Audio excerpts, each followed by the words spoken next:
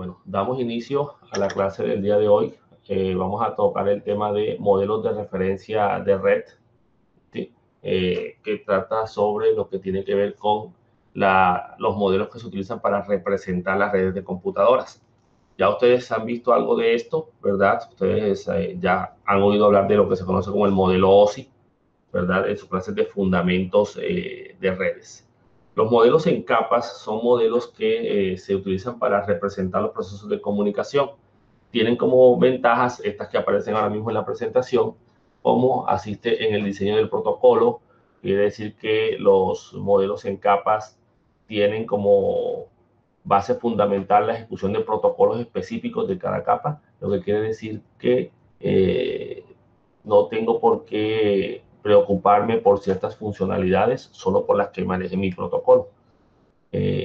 Entonces, los fabricantes que vayan a construir o a diseñar un protocolo particular de comunicaciones, lo que van a hacer es que se concentrarán en la funcionalidad de la capa, de tal manera que no se preocupen por información adicional. Por ejemplo, ningún protocolo de capa de aplicación ni de capa de transporte tendrá que preocuparse por el direccionamiento lógico de los computadores, o sea, las direcciones IP, porque esa no es finalidad de esa capa, ¿verdad? Fomenta la competencia porque ayuda a que cada fabricante pues diseñe y estructure sus protocolos, sobre todo los que son basados en estándares, para que construyan, digamos que las aplicaciones basadas en esos estándares y en esos protocolos y que todos trabajen y hablen el mismo idioma. Pues evita que los cambios de las tecnologías de unas capacidades afecten a las otras porque solamente cada capa se preocupa de lo que le toca, de las especificidades de su funcionalidad específica de la capa. Así que los cambios en una no van a afectar a las otras. Es muy parecido a lo que ustedes han trabajado o lo que ustedes pueden estar trabajando en la parte del desarrollo al dividir su aplicación en capas. Proporciona un lenguaje común, en este caso, pues como dice aquí, proporciona un lenguaje común para describir las funciones y capacidades de red, porque todos, en el caso de los fabricantes, pues van a hablar, como les he dicho, el mismo idioma, así que todos tienen que establecer los mismos, por ejemplo, en el protocolo HTTP, los mismos mensajes de error, los mismos mensajes de permiso, los mismos mensajes de aceptación, porque digamos que es lo que el estándar determina, ¿verdad? Entonces, aquí tenemos los dos modelos de referencia, que son el modelo OSI, ¿verdad? Que es un modelo el modelo más popular, más reconocido a nivel mundial en cuanto a referencias de comunicaciones, que divide la comunicación en 7 capas. Y el modelo TCP/IP, que es el modelo que se encuentra implementado realmente en Internet, y es un modelo basado en 4 capas. En sí, los dos modelos representan lo mismo. La capa de aplicación del modelo TCP/IP representa la capa de aplicación, presentación y sesión del modelo OSI. La capa de transporte pues se corresponde con transporte. La capa de Internet, acá en TCP/IP se llama Internet, en OSI se llama red. Y la capa de acceso a la red, acá se representa con la capa de enlace a datos como tal. Y a nivel del modelo se puede representar también la capa física, pero en la realidad el modelo TCP/IP, la arquitectura TCP/IP no toca la capa física. Antes de continuar aquí, voy a detener un momento la presentación para hacerles digamos que tratar de entender un poco la funcionalidad de los modelos en capas con un ejemplo sencillo. Entonces voy a detener aquí un momento y voy a dejar de compartir para pasarme a un documento en Word donde tengo algo que mostrarles. Vamos a utilizar este diseño, este diagrama que tengo aquí, que les estoy mostrando en pantalla, para explicar un poco los procesos de comunicación. En el caso de la ventana del lado derecho, vamos a ignorar el sentido de las flechas. Pues digamos que es irrelevante para la explicación, simplemente necesitaba era una diagramación que les facilitara el entendimiento de la comunicación y entender un poco mejor los modelos en capas. Digamos que tenemos en este caso dos científicos que se desean comunicar, uno se encuentra ubicado en Colombia y el otro se encuentra ubicado en Rusia. El científico colombiano solo habla español y está escribiendo un artículo sobre un nuevo protocolo de comunicaciones que quiere diseñar. El científico ruso es su director de tesis, ¿verdad? Pero el ruso no habla español y el colombiano no habla ruso, ¿verdad? Digamos que en el caso de la comunicación, el científico colombiano no consigue a alguien que hable ruso, pero tiene un conocido que habla inglés. Ese conocido no es científico y por lo tanto no entiende el idioma científico, él solamente sabe traducir. Y en este caso deciden comunicarse a través del antiguo telégrafo, ¿verdad? Voy a corregir aquí, telégrafo con tilde.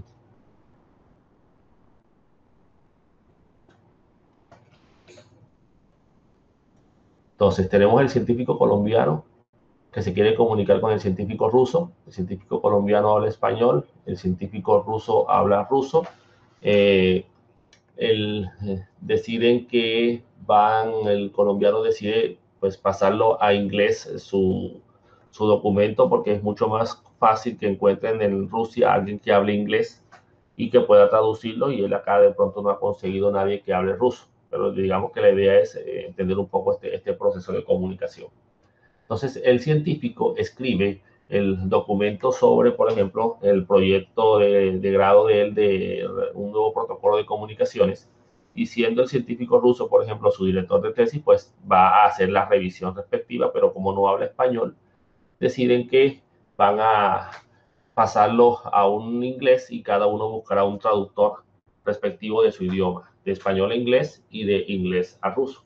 Entonces, el científico escribe su artículo, ¿verdad? En el lenguaje científico, habla de protocolos, habla de comunicaciones, habla de señales y frecuencias. El traductor del idioma inglés lo que va a hacer simplemente es coger ese texto que está en el idioma español y lo va a pasar al idioma inglés sin ningún tipo de entendimiento de qué es lo que está traduciendo. Él solamente ve las palabras y las convierte, ¿verdad? Eh, este científico se comunica, perdón, el documento en inglés se le entrega a un telegrafista que lo va a convertir a código Morse, que es código de puntos y rayas, ¿verdad? Y ahí se le está cambiando otra vez el idioma y se le está modificando. Obviamente el telegrafista ni siquiera tiene que saber inglés, él solamente va a tomar cada letra y la va a convertir a código Morse, ¿sí? Digamos que esta es una comunicación que se está dando por allá a comienzos de siglo. El telegrafista hace uso del telégrafo como máquina física para enviar esas señales Morse, convirtiéndose en respectivas señales eléctricas. La señal eléctrica viaja a través de los cables, viaja a través del mundo, llega hasta Rusia y es recibida por otro telégrafo que también toma esa señal eléctrica y la convierte en puntos y rayas pasándolas a código Morse. De aquel lado va a haber otro telegrafista que va a tomar, es posible que ese telegrafista no sepa inglés, pero él simplemente está apuntando las letras y obviamente pues le entregará, en el momento en que este señor llegue, le entregará el documento en inglés. Este señor tomará ese documento, él simplemente es un traductor, tomará las palabras del idioma y las pasará al ruso, ¿verdad? Bueno, siempre, ustedes saben que es probable que se pierda alguna traducción, pero eso es irrelevante para este ejemplo. Y después se lo entrega al científico ruso que lee el documento y entiende lo que el científico colombiano le está enviando, ¿verdad? Entonces, esa es la forma de entender un poco el manejo de los modelos en capas. Cada capa se encarga de lo que le toca y cada capa se comunica con su misma capa del otro lado. El telegrafista se entiende con el telegrafista porque ellos son los que entienden el código Morse. El traductor de ambos lados se entiende con el traductor porque ellos son los que hablan inglés. Y los científicos se entienden en su idioma científico entre ellos, a pesar de que sean dos idiomas lingüísticos diferentes, ¿verdad? pero entonces digamos que ellos se entienden entre sí porque entienden las comunicaciones, entienden las señales y todo lo que se va a trabajar. Y obviamente el telégrafo se entiende con el telégrafo porque son dispositivos físicos que manejan los mismos tipos de señales eléctricas. ¿Listo? Ahora, es posible en algunos casos, y esto es muy común que se dé, que el mensaje no pueda llegar directamente al destino y deba pasar por equipos intermedios. ¿Listo? Dado caso, por ejemplo, me quiera comunicar mi computador con Google, yo no tengo un cable que me conecte directamente hasta Google. Eh, yo necesito pasar por unos equipos intermedios y en este caso no será necesario que los equipos intermedios en esta comunicación, por ejemplo, lleguen hasta el idioma científico. Más abajo aquí voy a mostrarles esta representación en donde tenemos el mismo procedimiento, pero podemos decir, por ejemplo, que aquí estamos, digamos que en Francia, ¿verdad? La señal llega hasta Francia y de ahí debe ser retransmitida hacia Rusia. En este caso, la comunicación que se está enviando el científico escribiendo en español, el traductor pasándolo en inglés, el telegrafista poniéndolo en clave Morse y el telégrafo enviándolo como señal eléctrica llega hasta Francia. En Francia el telégrafo lo recibe también acá y otro telegrafista lo, lo lee en Morse y lo retransmite hacia Rusia, ¿verdad? Utilizando el mismo medio. Fíjense que en el caso de esta comunicación intermedia, no tiene por qué llegar hasta la capa de arriba, no tiene que llegar hasta la capa de los científicos, ¿verdad? Sino que simplemente él va y retransmite hasta la capa que le toca. Eso pasa con muchos dispositivos. Por ejemplo, cuando nuestras máquinas van a enviar una comunicación de un PC a otro dentro de la misma red, lo hacen a través de switches. Y los switches no tienen por qué llegar hasta la última capa del modelo OSI ni del modelo TCP/IP. Ellos solamente llegan hasta la capa que les toca y retransmiten. Lo mismo pasa con los routers. Eso sí, entre más capas tenga que subir, más lenta se pondrá la comunicación.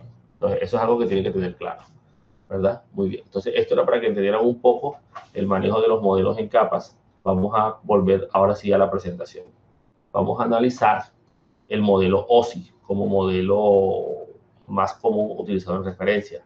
En su época, el modelo OSI estuvo implementado, pero digamos que ya como la arquitectura TCP/IP fue la que más se masificó, se masificó por el uso de Internet, digamos que es el que se maneja ahora a través de la arquitectura TCP/IP. El modelo OSI, siendo OSI las siglas Open System Interconnect o Interconexión de Sistemas Abiertos, fue creado por la ISO, la Organización Internacional de Estandarización o Normalización, en 1984 y ha seguido utilizándose como un marco de referencia para entender las arquitecturas de red, la interconexión de los sistemas y cómo se dan los procesos de comunicación. Observamos que el modelo se encuentra dividido en 7 capas, ¿verdad? Que van desde la capa de aplicación, que es la capa 7, pasando por la capa de presentación, sesión, transporte, red, enlace a datos y finalizando con la capa física, que es la capa 1. El flujo o la forma como se dan los mensajes dependen de si somos el origen o el destino de un mensaje. Si somos el origen del mensaje, la comunicación comienza en la capa de aplicación. Si somos el destino del mensaje, la comunicación comienza en la capa física. ¿Bien? Muy bien. La capa de aplicación en sí, ¿a qué hace referencia? En la capa de aplicación es donde se encuentran los servicios de los cuales los usuarios hacen uso. Lo que es las herramientas de software, el navegador web, el cliente de correo electrónico Outlook, la aplicación WhatsApp, ¿verdad? Entonces, en la capa de aplicación es donde se encuentran esos servicios asociados a esas aplicaciones. Aparte de lo que mencioné, pues más que todo son clientes, pero también se encuentran ahí servidores, por ejemplo, los servidores web Apache, lo que es los servidores DNS, los servidores de correo, también trabajan en la capa de aplicación. Esto quiere decir que ellos solamente se deberán concentrar en esa estructura, en las estructuras asociadas a las aplicaciones y no, por ejemplo, en cómo transportar los datos o en las direcciones IP, cómo manejar el direccionamiento de las máquinas. Dice aquí que la capa de aplicación proporciona la interfaz entre las aplicaciones que utilizamos para comunicarnos y la red en la cual se transmiten los mensajes, ¿sí? Lo que estábamos hablando. Ella es la que maneja la información y la organiza en una estructura particular según el protocolo que se esté utilizando. Los protocolos se utilizan para intercambiar datos entre los programas de origen, entre los equipos de origen y destino. En el caso de, por ejemplo, el protocolo HTTP, que es el más utilizado, el más reconocido incluso, que es el protocolo de comunicaciones web a través de archivos en un formato particular conocido como HTML y que es entendido por un cliente llamado navegador web, que toma ese código de texto, ese código textual de etiquetas o marcas y las convierte o las renderiza en su interfaz gráfica, ¿verdad? Para que podamos visualmente entender el mensaje que nos están enviando.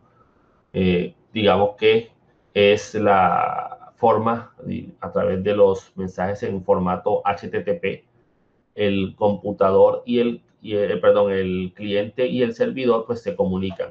Entendiendo, señores, que los mensajes HTTP no es lo mismo o no hacen referencia al código HTML. El código HTML es el contenido del mensaje que se está enviando, pero aparte del contenido HTML, se está enviando unos mensajes adicionales, incluidos unos encabezados, ¿verdad? Asociados a cierta información necesaria para que el protocolo entienda. El protocolo sea entendido, perdón, por el navegador y por el servidor, ¿verdad? O sea que el servidor, tu cliente hará una solicitud con una serie de variables y se las enviará al servidor. El servidor responderá con otra serie de variables también, que son los campos del protocolo, y adicional a eso incluirá el contenido HTML del archivo que está siendo trabajado.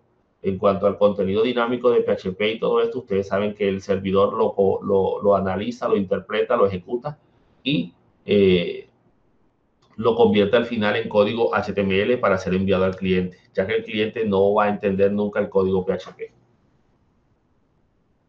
Aquí tenemos una serie de servicios de la capa de aplicación, los más comunes, más conocidos, servicio DNS, ¿verdad? Del sistema de resolución de nombres de dominio, el servicio Telnet, que ya debe ser dejado de utilizar debido a que es un poco inseguro en cuanto a sus comunicaciones. Sus comunicaciones son completamente planas en texto convencional y obviamente pues cualquiera que capture ese tráfico entenderá todo lo que se está comunicando entre las dos máquinas. Es recomendable trabajar con un nuevo no porque es bastante antiguo, con el servicio SSH, por ejemplo, para administración remota. Y algo que tenemos que tener claro y que vamos a utilizar más adelante es que existe una aplicación, o sea, un cliente llamado Telnet, que no se debe confundir con el servicio Telnet. Son dos cosas completamente distintas. El servidor de emails, que básicamente es para enviar mensajes de texto, por lo general, inicialmente, ahora ya es capaz de enviar mensajes HTML también, a través de lo que se conoce como los mensajes de correo electrónico.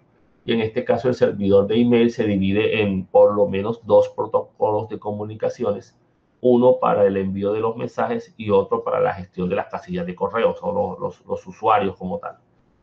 El servidor de DHCP para la asignación de direcciones IP a las computadoras, el servidor web, el famoso servidor web para el envío de mensajes usando el protocolo HTTP y el mensaje en formato HTML, y el servidor FTP, de servidor de transferencia de archivos, que es básicamente para mandar archivos de cualquier tipo sin importar su entendimiento. Simplemente manda el archivo y lo recibe del otro lado. Similar al manejo de las carpetas compartidas de Windows, aunque en este caso acá la autenticación es obligatoria por lo general, aunque existe una versión de FTP que es ligera, que no maneja o no requiere autenticación.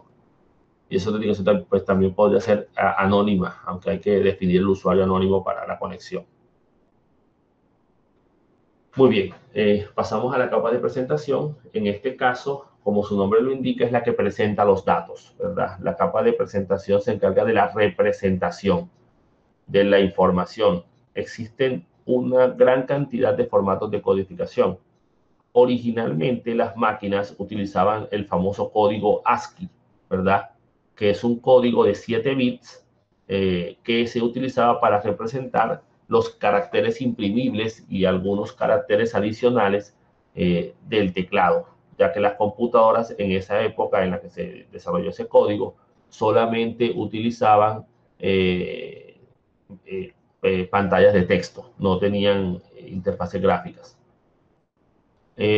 Digamos que debemos entender y aclarar una confusión, que el código ASCII en realidad solamente utiliza 7 bits para la representación de los datos, así que solamente puede representar 128 caracteres. Estos son caracteres del idioma inglés, y las representaciones que se hacen de los caracteres de otros idiomas distintos, como el español, en donde las letras se tildan y donde existe la letra ñ, el portugués, donde existe la C con la comita está debajo, y así como eso, pues otros idiomas, como las tildes francesas y cosas por el estilo, no hacen parte del código ASCII. Es un estándar llamado ISO 8955-1. Que es mal llamado ASCII extendido. ¿Oyeron? Entonces, el código ASCII original es exclusivo o solo para el idioma inglés, y ese es el único que todas las computadoras entienden sin ningún tipo de inconveniente. Quiere decir que en algunos casos, y eso lo notan ustedes cuando aparecen correos electrónicos, por ejemplo, en donde no aparece una sola tilde y donde la letra ñ siempre será reemplazada por una letra n, y te especifican debajo de que se mantiene de esta manera por compatibilidad con todos los sistemas. Es más, las RFCs o los documentos oficiales de los protocolos que se escriben en formato TXT deberán utilizarse y escribirse siempre en idioma inglés y utilizar los caracteres ASCII convencionales. No se pueden almacenar, el formato de almacenamiento del archivo de texto no puede ser UTF-8, ni puede ser Latin 1, ni ningún otro formato de codificación.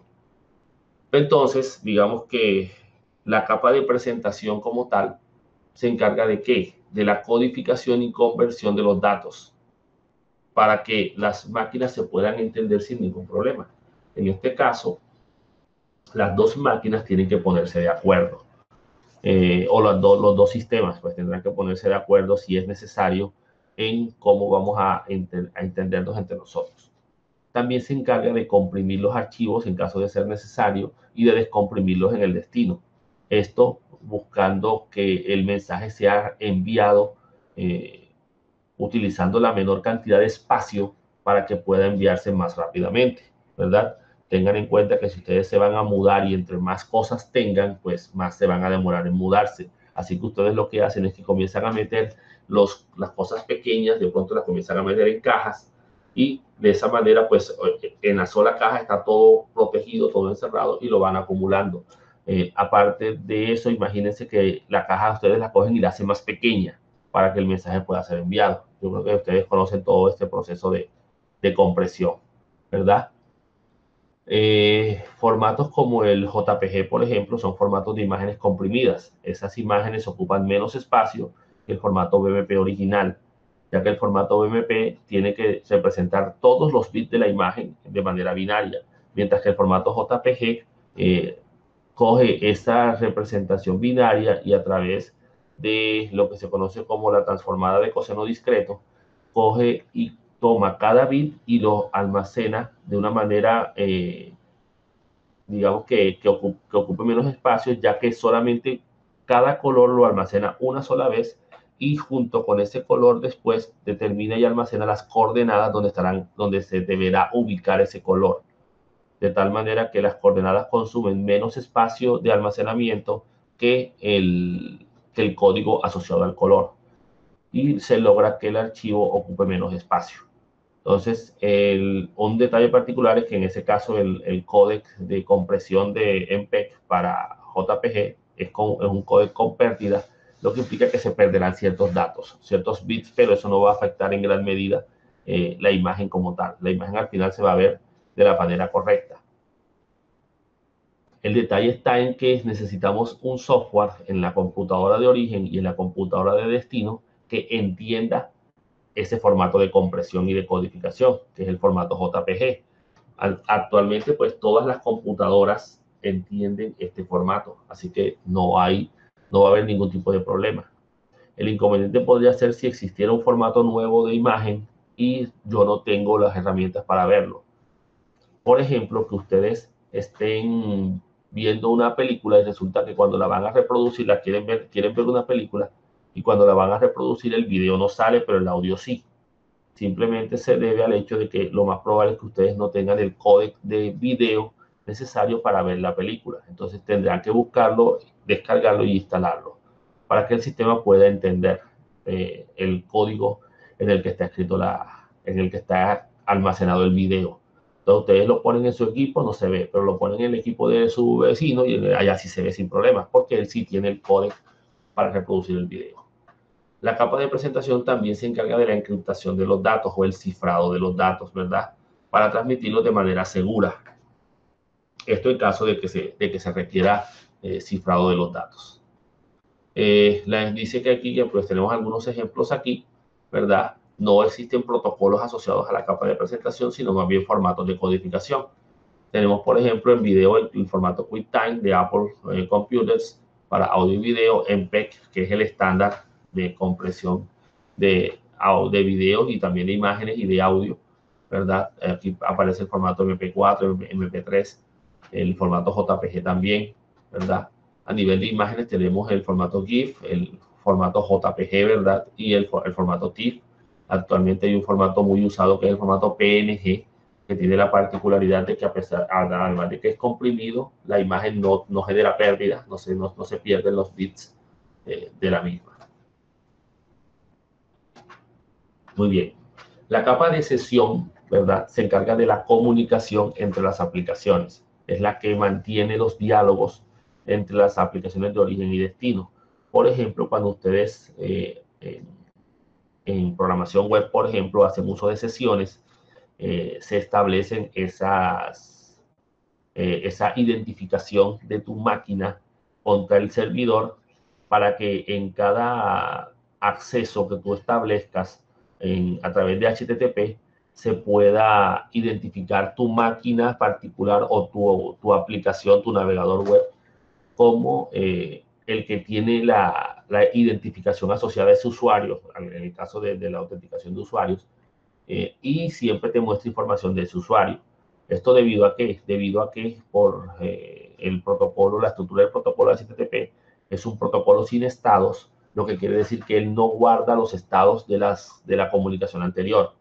El manejo de sesiones es una forma de garantizar la identificación de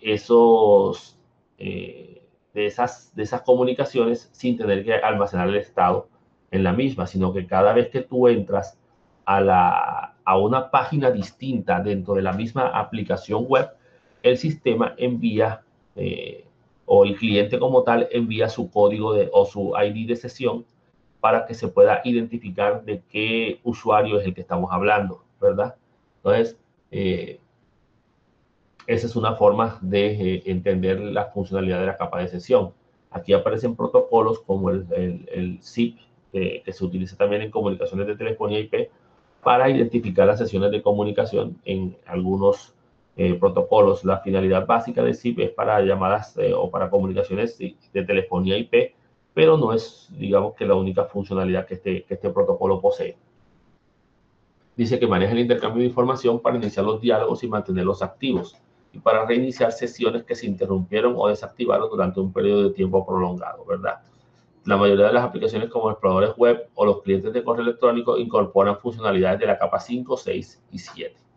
Quiere decir que normalmente las aplicaciones de todo tipo que trabajan en la capa 7 del modelo OSI tocan las tres capas enseguida. Y por eso es que en el modelo TCP/IP las agruparon todas en una sola capa, que se conoce como la capa de aplicación, porque a la larga es la misma aplicación la que hace todo, ¿verdad? Entonces no necesitaron separarlos, aunque en OSI pues sí se separan. Muy bien, continuamos con la capa de transporte. En este caso, pues la capa de transporte se encarga de las conexiones, ¿verdad? De origen a destino, de extremo a extremo, y se encarga de la identificación de los mensajes. Ellos se encargan de marcar los paquetes, perdón, bueno, en este caso no se habla de paquetes, se habla de segmentos, se encarga de organizar los segmentos y de dividir el mensaje en caso de ser necesario. ¿Por qué toca dividirlo? Porque en algunos casos el mensaje es muy grande y no es capaz de ser enviado eh, completo a través de la interfaz de red. Cada interfaz de red tiene un valor asociado al tamaño máximo que pueden tener los mensajes, los paquetes IP, en este caso, ya hablando de la capa de red donde se habla de paquetes. Y, por ejemplo, en las redes Ethernet, que son las que nosotros manejamos a través de las redes cableadas, el tamaño de los máximo de un paquete es de 1500 bytes. A ese valor se le conoce como MTU, la unidad media de transporte. Eh, en este caso, la capa de transporte hace el cálculo y si el mensaje es muy grande, se encargará de dividirlo en bloques de tal manera que cuando lleguen a la capa de IP no superen los 1500 bytes. A cada segmento se le va a colocar una marcación para que pueda ser reensamblado más adelante en el destino de la comunicación. Eso en el caso de TCP. En el caso de UDP no se hace una marcación particular, pero se caracteriza por lo general porque los mensajes van en flujos continuos y el primer mensaje tiene que llegar primero, el segundo después y así sucesivamente en UDP. En TCP sí pueden llegar desordenados y después son rearmados, ¿verdad? Entonces, digamos que en la capa de transporte, ¿verdad? Pues existen esos dos protocolos. Eh, no son los únicos, pero digamos que son los más conocidos, ¿verdad? Entonces, la capa de transporte de que se encarga del seguimiento de la comunicación individual entre aplicaciones en los hosts de origen y destino. Quiere decir que debe existir alguna manera en que la capa de transporte sepa qué aplicación fue la que envió la comunicación. Si se dan cuenta, si se encarga de la comunicación individual entre aplicaciones, ella tiene que saber qué aplicación fue la que mandó el mensaje. Y esto se hace a través de lo que se conoce como los números de puertos, que vamos a hablar más adelante cuando estemos profundizando en la capa de transporte. Se encarga de la segmentación de los datos, que es lo que les comenté, de partir los datos y de la gestión de cada porción, del reensamble de esos segmentos del otro lado cuando lleguen al destino y de, como les dije, pues la identificación de las diferentes aplicaciones con las que se tendrán que comunicar, teniendo claro que es imposible que, siendo el número de puerto la variable asociada a la identificación de la aplicación, es imposible que dos aplicaciones distintas utilicen el mismo puerto. ¿Oyeron? Por eso no puede haber dos servidores web en el puerto 80. Entonces, en este diagrama vemos el ejemplo de la identificación y marcación de los tráficos, de la segmentación, o sea, la división de los mensajes. Tenemos un mensaje de correo electrónico identificado por un color rojo, un mensaje de chat, ¿sí? De Messenger, me imagino, de mensajería instantánea, en color azul, digamos, bueno, con un mensaje de WhatsApp actualmente. Dos páginas web que se están visualizando aquí, una con un color amarillo un poco oscuro y otra con un color amarillo ya más brillante, la voz telefonía IP en verde y un streaming de video en negro. Entonces, si vemos acá, se observa la segmentación porque hay varios mensajes de color azul, varios mensajes de color verde y ¿sí? Cada uno de esos mensajes fue dividido, ¿verdad? Todos estos mensajes están siendo enviados por por el mismo medio, quiere decir que están compartiendo el medio de comunicación y por lo tanto él tiene que organizar los mensajes para que no se confundan. A la posibilidad de que varios mensajes puedan compartir el mismo medio sin confundirse, se le conoce como multiplexación. ¿Listo? Entonces, esa multiplexación permite que se puedan enviar varios mensajes, como dice aquí, diferentes aplicaciones pueden utilizar la red al mismo tiempo. Hay muchos mecanismos de multiplexación, los vamos a ver más adelante. Eh, por ejemplo, podría ser multiplexación por división de tiempo, porque cada mensaje se encuentra ubicado en una fila y es procesado en un tiempo distinto, ¿verdad? Entonces, ellos comparten y se organizan para que no se confundan en la transmisión. Algo que también hace la capa de transporte, según el protocolo, es el manejo de la depuración de errores o la verificación de errores en el caso de que algún mensaje se pierda o llegue mal formado. ¿Oyeron?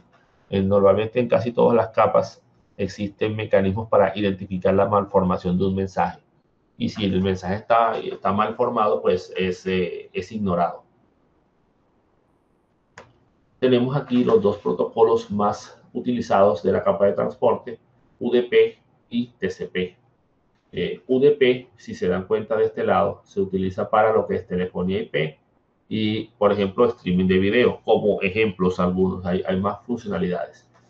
Propiedades específicas para los protocolos que utilicen UDP, los mensajes que vayan por UDP. Pues que UDP es rápido, es más rápido que TCP.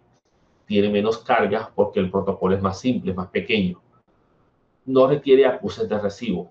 ¿Esto qué quiere decir? ¿Una acuse de recibo qué es? Una acuse de recibo es cuando, por ejemplo, yo estoy explicando el tema y les pregunto, ¿me hice entender? Y ustedes responden sí, por ejemplo. En ese caso, ustedes me enviaron una acuse de recibo de que habían comprendido el mensaje. En el caso de las redes, pues los acuses de recibo que se manejan en TCP y no en UDP, hace referencia a que el computador que recibió el mensaje le informa a la computadora que emitió el mensaje que sí le llegó la comunicación, que sí la recibió. Y obviamente la computadora emisora sabe que el mensaje llegó y no lo retransmite. Si no llega a recibir una acuse de recibo, en el caso de TCP, la computadora asume que el mensaje no llegó y obviamente lo retransmitirá y lo reenviará nuevamente. Entonces, UDP, como no maneja acuses de recibos, no tiene forma de saber si el mensaje llegó o no y por lo tanto no realiza reenvío nunca. Los datos se entregan a medida que se reciben, o sea que tiene que manejarse en un flujo constante sin un buffer de almacenamiento y tiene que ser procesado así como se va recibiendo. En cuanto a TCP, ¿verdad? Donde podemos encontrar protocolos o funcionales de aplicación como el SMTP y el POP para email o el HTTP para aplicaciones web. Tenemos que tener claro que TCP es confiable, pero ojo, no he oído a veces esta confusión y la confiabilidad de TCP no tiene que ver con la seguridad. No es que TCP sea más seguro que UDP, no. TCP es confiable, lo que quiere decir que maneja acuses de recibo por los mensajes enviados, de tal manera que puedo confiar en que si un mensaje no llegó, será retransmitido, ¿verdad? Porque no se recibió acuses de recibo de ese mensaje. Y la entrega de datos es en el orden en que fueron enviados, no específicamente a medida que se reciben, sino que los mensajes se reciben y se reordenan en el orden específico, ya que en TCP hay una marcación de ordenamiento de los mensajes. Pasamos entonces ahora a la capa de red. La capa de red maneja el direccionamiento lógico de los mensajes, específicamente la dirección conocida como dirección IP y del enrutamiento de los mensajes, o sea, de asegurarse de que los mensajes se muevan por los diferentes equipos hasta llegar al destino, o sea, que conozcan el camino de llegada y de respuesta a los mensajes, ¿verdad? Entonces, todos los dispositivos utilizan una dirección. Esa dirección, obviamente, para lograr comunicar las máquinas debe ser única en la red. Si es una red pública o una red mundial como Internet, las direcciones IP no pueden repetirse en todo el mundo. En las redes LAN se usan IPs privadas, que vamos a ver ese concepto más adelante, y tampoco se deberán repetir dentro de esa red LAN. ¿Oyeron? Y vamos a ver el por qué se puede repetir IPs de redes LAN en las redes de las diferentes empresas y no va a haber conflicto, ¿verdad? Entonces, digamos que esta capa maneja esa funcionalidad. Específicamente lo que tiene que ver con el direccionamiento, como ya les había dicho, ¿verdad? Es la que define las direcciones o especifica las direcciones de los dispositivos finales. Tengamos claro algo, IP no es solamente una dirección, IP es un protocolo completo que tiene otras variables adicionales a la dirección y obviamente pues tiene su algoritmo particular de funcionamiento. El encapsulamiento, todos los protocolos encapsulan los mensajes porque les agregan información específica o encabezados, ¿verdad? Entonces, lo que él reciba de la capa 4 le colocará un encabezado de capa 3. Se encarga también del enrutamiento, de asegurarse de que los mensajes lleguen al destino. Y una vez el mensaje llegó al destino, se encarga de desencapsular los mensajes. Tengan claro, por ejemplo, que cuando hablamos de enrutamiento, estamos, estamos hablando de que hay varias redes y yo deberé buscar la manera de una red A llegar a una red B. Si la comunicación se da dentro de la misma red, eh, por ejemplo, en la red de la universidad, en la sala de sistemas de la universidad, no necesitamos enrutar, porque digamos que en esa red todos los nodos están conectados a los mismos equipos y obviamente pues están conectados al mismo segmento de red.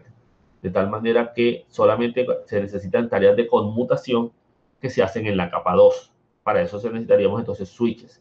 Ahí no estamos haciendo enrutamiento, ¿oyeron? El enrutamiento se hace cuando es necesario cambiarme a una red distinta. Hagan de cuenta cuando necesito cambiarme de casa, ¿ya? Irme para otra casa distinta, pues necesitaré en algunos casos alguien que me diga cómo llegar hasta allá. Por ejemplo, un taxista. ¿Ya? Entonces, ese sería el entendimiento de que el enrutamiento se maneja aquí y no a nivel de switches en capa 2. Y también se encargan del desencapsulamiento, o sea, de tomar los mensajes encapsulados, desencapsularlos, entenderlos y pasárselos a la capa de transporte, para que allá ella se encargue de desencapsular su encabezado y entender la comunicación que le está enviando desde la capa de transporte. Entonces, protocolos utilizados aquí, por ejemplo, para TCP/IP, tenemos la IP versión 4 y la IP versión 6 como protocolos de direccionamiento. IP versión 4 es la más conocida, es la más usada desde muchísimos años. IP versión 6 ya existe hace bastante tiempo ya, pero todavía no ha sido implementada al 100%. Aunque, como ya les he dicho, hay países donde ya se está comenzando a implementar y Colombia a nivel de instituciones del Estado, regionales inicial, creo que no sé si regionales o nacionales inicialmente, tienen que comenzar ya a implementar IP versión 6 en sus redes. Creo que tienen hasta que se acabe este año. Las redes IPX de direccionamiento de intercambio de paquetes de Nobel, del protocolo IPX-SPX, que fue un protocolo muy utilizado hace muchos años para redes empresariales, desarrollado por la empresa Nobel, y era muy bueno. Actualmente, pues ya todo ha sido trasladado a TCP/IP. Apple Talk, que era de las computadoras Apple, pues también ese ya desapareció también, y todo se ha ido hacia TCP/IP. El protocolo, el servicio de red sin conexión de DECNEC, el CLNS también, que, pues como les digo, pues todos estos mecanismos de direccionamiento o de capa de red han desaparecido, ¿verdad? Entonces, IP versión 4 y IP versión 6 son los protocolos disculpen, ahí hay un error, no es transporte, los protocolos de red de datos, pues de la capa 3, porque ellos no se encargan de transporte, ellos solamente se encargan del direccionamiento. Pasamos a la capa de enlace a datos. En esta capa se encarga del direccionamiento físico de los equipos, conocido como la dirección MAC, y se encarga del acceso al medio, entre varias de sus funciones. En este caso, cada medio físico de comunicaciones es distinto y por lo tanto requerirá de diferentes formas de acceder a ese cable, de acceder a esa fibra óptica, de acceder a esa señal, a esa antena Wi-Fi, ¿verdad? En este caso tenemos ese concepto que ven ahí de PDU, que básicamente es la identificación o el nombre que tiene el mensaje en esa capa. La PDU es unidad de datos del protocolo, ¿verdad? Y en el caso de la unidad de datos del protocolo de la capa de enlace se identifica con el nombre de trama, excepto en redes ATM donde se llama celda. A nivel de capa de red, a los mensajes se les conoce, o a la PDU se le conoce como paquete, y en el caso de la capa de transporte, a la PDU se le conoce como segmento, y en algunos casos pues como datagrama para comunicaciones UDP. En la capa de aplicaciones, a la PDU simplemente se le llama datos, porque son los datos que necesitan ser procesados en el origen y en el destino. Entonces, la capa de enlace a datos permite a las capas superiores acceder a los medios físicos, utilizando como técnicas como por ejemplo las tramas o los frames. Controla cómo los datos se ubican en los medios y cómo son recibidos desde los medios, utilizando técnicas de control de acceso que vamos a ver ahorita y sistemas de detección de errores. En este caso, pues, como les digo, la capa de enlace a datos va a manejar el direccionamiento físico de la dirección MAC de la tarjeta de red y se encargará de hacer incluso a través de un protocolo como ARP la relación entre la dirección IP de la computadora y la dirección MAC, pero asociado a las computadoras disponibles en la red y no a las computadoras, digamos que a la computadora local. ¿Ya? Entonces, como cada sistema funciona de manera distinta, existen diferentes tipos de acceso al medio, como vamos a ver ahorita. Y por último, pues tenemos a la capa física, que se encarga ya de la parte física de la comunicación, de las señales de transmisión, eh, eh, a nivel de los tipos de señales eléctricas o de lumínicas utilizadas, el uso del espectro electromagnético y la forma del envío de los unos y ceros. Ya esta capa es potestad de los ingenieros electrónicos y de telecomunicaciones, ¿oyeron? Ya no de los ingenieros de sistemas, aunque hay algunos ingenieros de sistemas porque se dedican a esta parte también.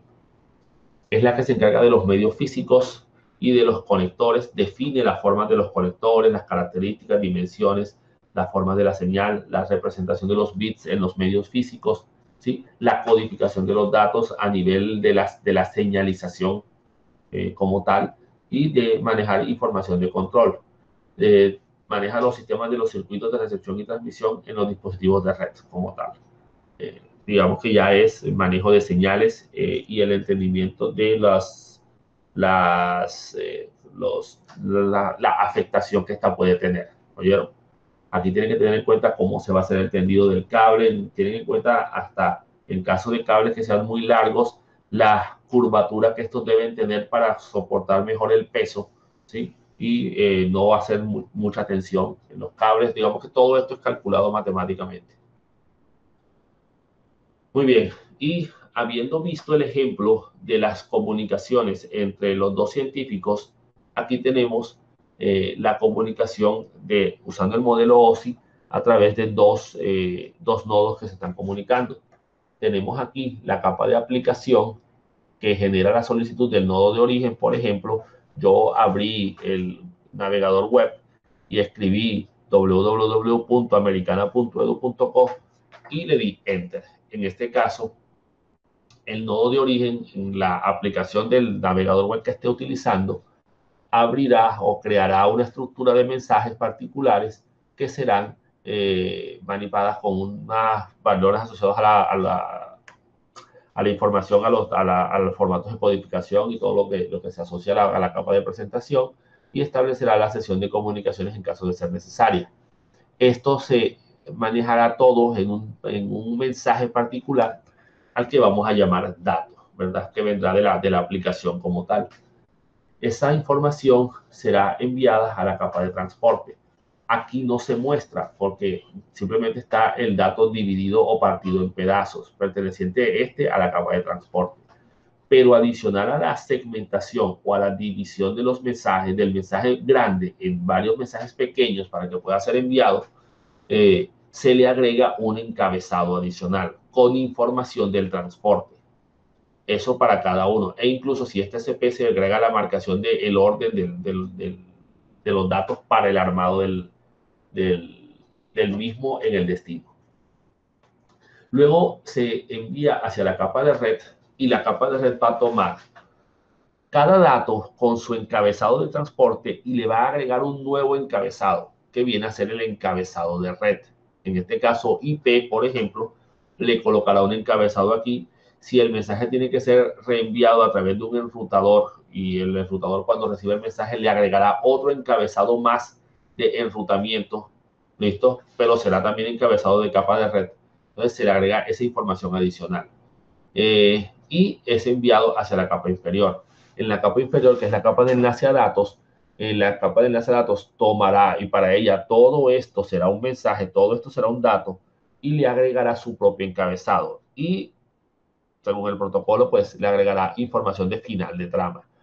Normalmente se debe marcar inicio y fin de trama para que cuando la señal viaje de manera física, estos unos y ceros que están viajando a través de la red, se pueda entender e identificar dónde empieza un dato y dónde termina el dato.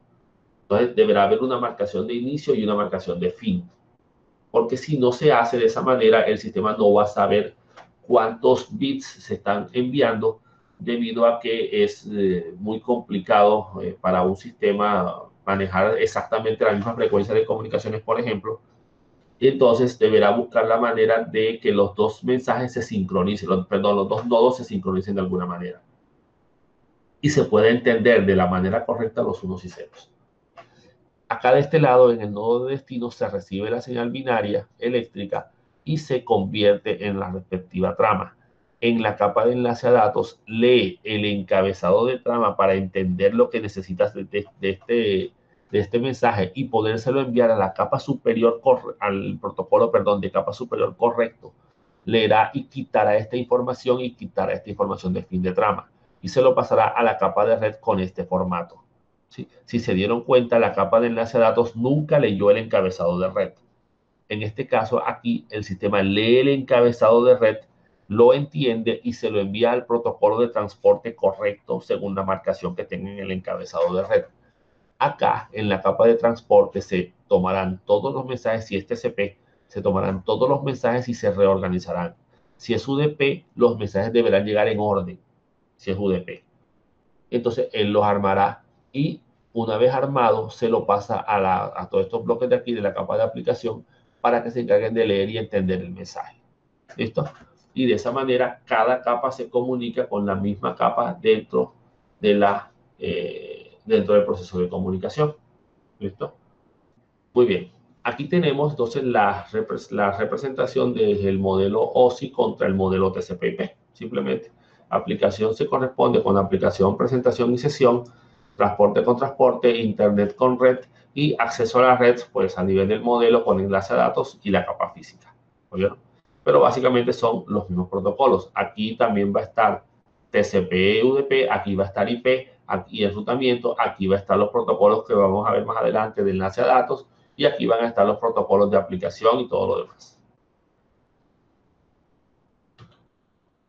Muy bien. Entonces, ese es el tema asociado a lo que tiene que ver con los modelos de comunicaciones en red.